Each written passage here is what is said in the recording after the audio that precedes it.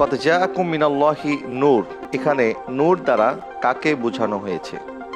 Option 1 কোরআনকে, option 2 ইসলামকে, option 3 ঈমানকে, option 4 Muhammad সাল্লাল্লাহু আলাইহি ওয়াসাল্লামকে। জি আলহামদুলিল্লাহ, আমি উত্তর হিসেবে বেছে নিচ্ছি অপশন 4 রাসূল মুহাম্মদ মুস্তাফা সাল্লাল্লাহু আলাইহি ওয়াসাল্লাম। মুহাম্মদ সাল্লাল্লাহু আলাইহি ওয়াসাল্লামকে লক করে দেব। জি, খুব দ্রুত উত্তর দিয়ে দিয়েছেন আপনি।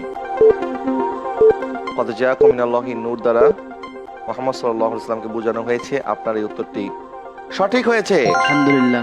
আমি এই পর্যায়ে পরবর্তী প্রতিযোগীদের কাছে যাওয়ার পূর্বে আমাদের সম্মানিত বিচারকের কাছে আমি একটি বিষয় প্রশ্ন রাখতে চাই। অনেকে এই বিষয় নিয়ে বিতর্ক করে, কেউ বলে নবীজি নূরের সৃষ্টি, কেউ বলে মাটির সৃষ্টি। আসলে শরীয়তের ফয়সালা কি? কোরআন সুন্নাহর আলোকে যদি আপনি একটু আলোচনা করেন।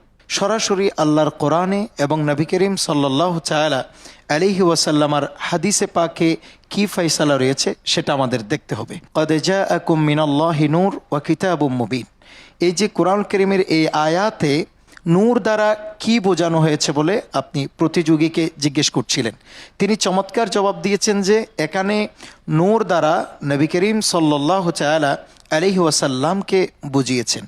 আসলে এই কথাটি বাস্তব এবং সত্য, কেননা একজন মানুষকে কোরআনুল কারীম বোঝার জন্য যেই সমস্ত তাফসীরের কিতাবগুলো স্টাডি করতে হয়, সেই রকম প্রায় 50টি তাফসীরের কিতাব খুললে দেখা যাবে যে এখানে নূর মানে নবী করিম সাল্লাল্লাহু তাআলা আলাইহি ওয়াসাল্লামকে বোঝানো হয়েছে।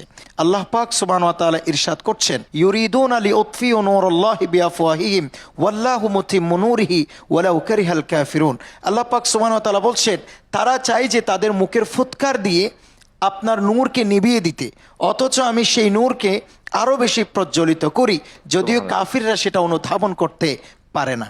এমনিভাবে আপনি দেখবেন হযরতে জাবির রাদিয়াল্লাহু তাআলা আনহুর বিখ্যাত হাদিস, বিজ্ঞ উলামায়ে কেরাম মুহাদ্দিসিনে কেরাম বলেছেন যে হযরত সাইয়্যিদুনা জাবির রাদিয়াল্লাহু তাআলা নবী করিম সাল্লাল্লাহু আলাইহি ওয়াসাল্লামকে জিজ্ঞেস করছিলেন যে ইয়া রাসূলুল্লাহ, সর্বপ্রথম আল্লাহ পাক সুবহানাহু ওয়া তাআলা কি সৃষ্টি করেছেন?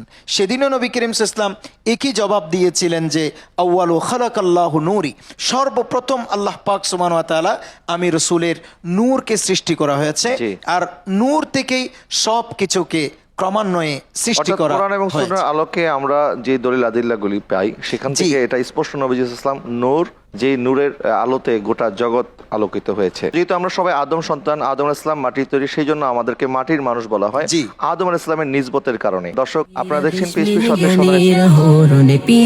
সত্যের সন্ধানে।